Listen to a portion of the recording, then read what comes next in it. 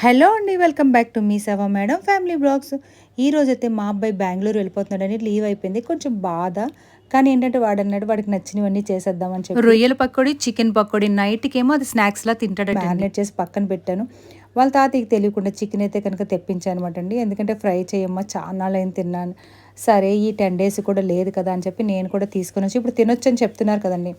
ఇదే first time అనమాట. So marinate చేసి అంతానైనా అది కూడా ఫ్రైలా చేశాను అనమాట. నేను ఎక్కువ నూనెలో ఎప్పుడు వేపనండి, కొంచెం కొంచెం నూనెలోనే వేపుతుంటాను అనమాట. ఇలా వచ్చింది, వేపుతుండగానే తినేసాడనమాట. అదే నా కొడుకులోనే స్పెషల్ అనమాట. వేపుతున్నప్పుడు పక్కన కూర్చొని చిన్న పిల్లల్లా తింటాడు. అలా చేసింది తింటూ ఉంటే పిల్లలు ఎంత సంతోషంగా ఉంటుందండి. కానీ నా కూతురు అస్సలు తినేదిందనమాట. ఒక పక్క ఇదవుతుంది. ఇంక మ్యారినేట్ చేసిన రొయ్యలు కూడా ఉంచాను. రొయ్యలు పకోడీ చేయమన్నాడు.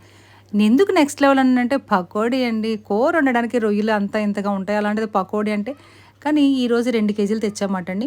ఆ 2 కేజీలు కొంచెము రొయ్యల బిర్యానీ చేసి కొంచెం అయితే కనుక అలాగే నేను అంటే ఫ్రై లాగమాట అంటే డ్రైగా వేపానమాట అండి. అలా అయితే బాగుంటుందని ఇదిగోండి రొయ్యల fry, chicken fry, mutton gravy, రొయ్యల బిర్యానీ, ఇంకా ఏంటంటే చారు. ఇది మాట ఈరోజు మా స్పెషల్స్. వాడు వెళ్ళిపోతున్నాడండి. చాలా బాధ అనిపించింది. అక్కడికొస్తే బస్ దగ్గరికి డ్రాప్ చేద్దామంటే ఏడుస్తామని చెప్పి రావద్దంటారనమాట. నాకు నీళ్ళు వచ్చేస్తాయండి అలాగే ఎవరు వెళ్తుంటే. అప్పటికి కూడా చాలా ఇదిగా ఉంది. కానీ వాడి ముందు నటించామన్నమాట. డ్రాప్ చేస్తున్నాడు. ఈ బాధను మాత్రం తట్టుకోవడం చాలా కష్టం అండి. మళ్ళీ ఎప్పుడు వస్తాడని ఎదురు